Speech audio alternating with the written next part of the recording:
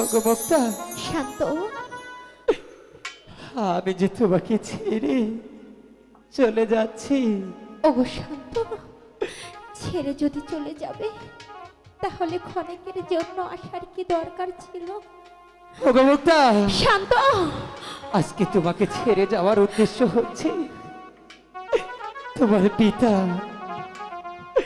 চাবুকের আঘাতে আঘাতে আমাকে যে জর্জরিত করেছে। শান্ত, তোমাকে ভালোবাসাটা যে আমার ভুল ছিল, না শান্ত, তাই তো আজকে তোমাকে ছেড়ে আবার চলে যেতে হচ্ছে।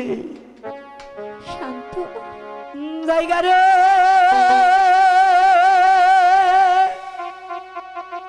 এ রানীর গো